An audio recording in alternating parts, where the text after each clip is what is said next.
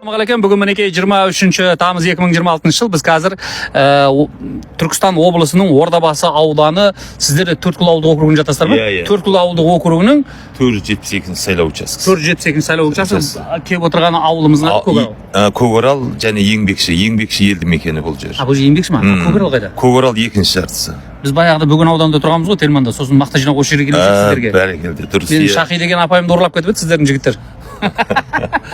Осы ауылға да. Енді өзіңіз таныстырып өтсеңіз.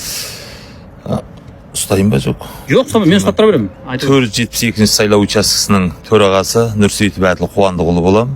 Осы Мағжан Жұмабаев атындағы жалпы білім беретін мектептің директорымын. Осы директор және сайлау учаскесінің төрағасы. Әдеке, сайлау қалай өтіп жатыр? Сайлау жалпы сайлау учаскесінде сайлаушылардың саны бізде 786 сайлаушымыз бар. Қазір сағат 12 болып қалды. Дейінгі халықтың серпілісі, сайлауға деген ынтасы жақсы байқалды. Енді мына түс мезгілінде халық саны шамалы сиреген сыңайлы, бірақ халықтың белсенділігі жақсы деп біз айта аламыз. Мен сұрағым барлығын әріптестеріңізге қойып келе жатқан бір сұрақты бұл. Ауылда алғашқы рет дауыс беретін құқығы бар қаншада бала бар еді? Бізде жалпы осы мөлтек ауданда 18-ге толған сайлаушылардың алғаш дауыс беретін 18 бар, ал бірақ соның ішінде осы құрылтайдың тарихи алғаш сайлауы болып жатыр ғой. Осыған алғаш дауыс беретін 14 сайлаушы болды. 14 деген келді ме олар? Қазір 10 келді бізге. Таңертең алғаш келгенін күтіп алдыңыз ба біреуін? Иә, алғаш келгенін сүйді. Иә, фотосуретке түсірді. Барлық участокте бар екен солай. Фотосуретке түсірді. Сияпатын алды ма? Мақтанып өз парақшаларын салып жатыр екен. Құрмет көрсеттік. Жақсы ғой. Өзінің жаңа азаматтық құқығын алғашқы рет пайдаланып жатқан оларда ерекше сезім бар шығар? Дұрыс, әрине бар ғой. Енді жылап шақсаспаған шығар, бірақ бәрібір бар ғой. Дұрыс бар. Жалпы ауылда жаңа белсенділік бар ғой сайлауға деген. Бар, сайлаудан не үміт күтіп жатыр енді адамдар? Жалпы қазіргі президентіміз Қасым-Жомарт Кемелұлы Тоқаевтың әділетті жаңа Қазақстанды құрамыз деген алдына қойған саяси бағдарламасын жүзеге асыратын жаңа жобадағы бір палаталы құрылтайдан жақсы үміт күтіп отырған біз байқап отырмыз халықтың белсенділігінен. Өйткені ауыл тұрғындарының сайлауға қатысуының қарқынынан соны біз байқап күтіп отырмыз. Сол үміткерден сұрасам бола ма? Үміт күтіп жатқан адамнан да. Өзіңіз таныстырып жіберіңіз. Саламатсыздар. Мынау сайлау. Жоқ, ат жөніңізді айтып жіберсеңізші. Ат жөнім Ералиев Алмас. Мынау сайлауға келіп тұрмын. Сайлау жақсы өтіп жатыр, жақсы, әділ. Алмас, өзіңіз келдіңіз бе, дауыс беруге, жоқ, біреу қинады ма? Жоқ, өзім келдім, өзім. Елім үшін нені, елім жаңа қазақ несіне өзім келдім. Дауыс беріп, мынау сайлау әділ өтіп жатыр, жақсы өтіп жатыр. Сайлауға жақсы адамдар келіп жатыр, жақсы өтіп жатыр. Жаман адамдар қалып жатыр ма енді? Жоқ, жақсы адамдар келіп жатыр. Жақсы өтіп жатыр. Алмас мырза, енді мынау Алла бұйырса құрылтай сайланса, олардан не күтесіз? Қандай үміт күтесіз? Қандай өзгеріс күтесіз? Өзіңіз ауыл үшін? Ауылды жаңартып, ауылды жақсартып, ауылға енді ауылды бәрі орнатып жатыр. Енді бәрі жаңартып жатыр. Енді көп қой мақсатта ауылда. Мысалы, айтып едіңіз.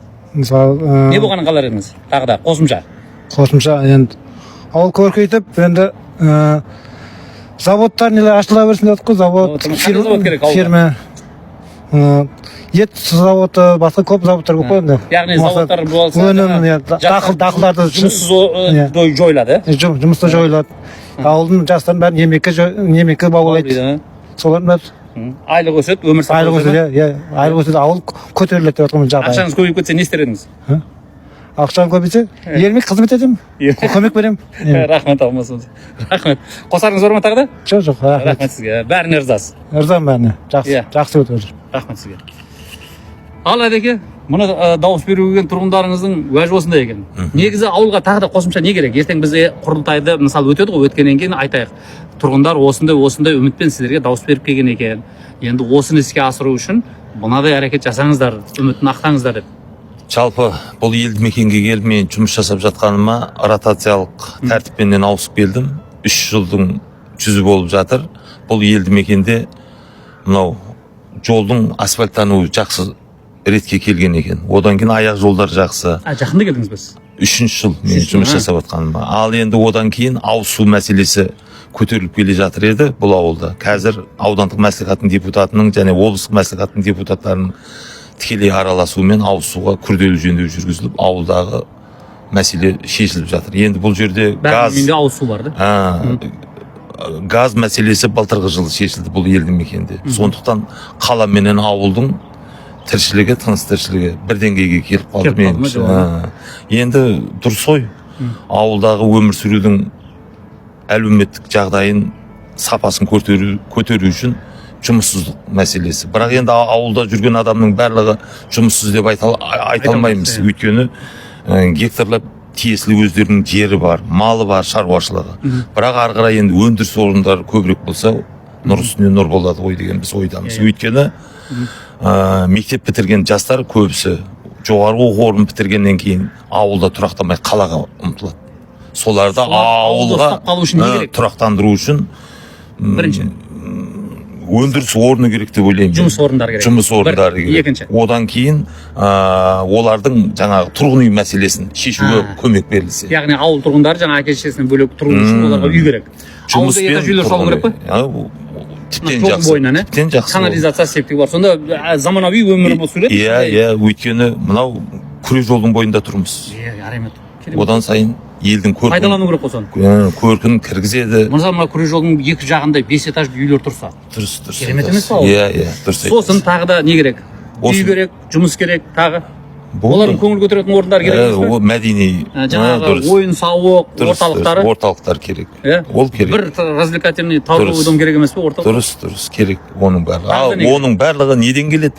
Халық тұрғындарының саны артқаннан кейін келеді. Қанша адам тұрады ауылда? Так, бізде жаңа айтып өттік, 786 сайлаушымыз бар. Бізде 400 оқушы бар. Сонда енді жастардың бәрі кетіп қалса, ертең сіздерде балалардың да саны азайып қалмай ма? Дұрыс, азаяды. Енді сол жастарды ұстап қалу үшін не керек? Жаңағы мәселелер шешіп берсе, ертең сайлаудан кейін. Иә. Біз сондай. Яғни сайлауда құрылтайға өтіп жатқан депутаттарға айтамыз, партияларға, сіздерге ауылдың мынадай аманаты бар. Ол жастарды ұстап қалатын. Не істесең ол істе, бірақ жастар ұстатып қал. Жұмыс ашып бересің ба? Ойын сауық ойын бересің ба? Жағалай қазір істеп жатқан жұмысын көбейтесің ба? Тұрғын үй мәселесін шешесің ба? Дұрыс, ауыл көркею керек. Ауыл көркею керек. Жарайды, рахмет. Басқа не бар тағы қосатын? Болды. Жақсы бәрі. Сіз қолдайсыз ба? Қолдаймын. Қолдаймын. Жастарға оқу орнын ілім керек қой бірінші. Сосын неге көбінесе оқу орнынан ашу керек. Жоқ, оқу орындар бар, ілім алады да кетіп қалады ғой. Курстар нелер ашу керек та. Курстарға қосымша қандай курс керек еді тағы да? Ағылшынша, енді көбінесе ағылшынша курстар көп қой. Ағылшын тілі пәні маманы қалай сізде? Жақсы, жоғары білімді мамандар жұмыс жасайды. Қосымша курс алып нәрселерді үйретіп бере ала ма? Толыққанды сағатпен қамтылған үлгереді, жұмыс жасайды. Негізі подкурстар ашып жаңағыдай дайындауға бола ма?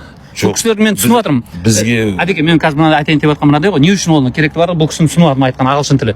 Өйткені көптеген ауылдағы тұрғындар шетелге барып жұмыс істеп көбірек табыс тапқысы келеді. 4000-5000 доллар тауып жатырмын деп кейде жастар салады айына. Бірақ ол тіл біледі. Ал тіл білмеген адам ұтылып қалады. Сондай ма? Сондай. Корея болсын, Британия болсын, барып жаңағы дән жинасаң да ақша көп тапқың келеді. Дұрыс. Ол ақшаң Қазақстанға келеді. Бірақ ол үшін ағылшын тілі керек, ағылшын тілі керек, орыс тілі керек. Орыс тілі ортақ бәр жерге. Орыс тілі керек болып тұр ма? Орыс тілі, ағылшын тілі ортақ қой бәрі. Қазақша неге сөйлемейсің, орысшаны қойса дегендерге не дейміз сонда? Ойбай дейміз. Дұрыс айтады.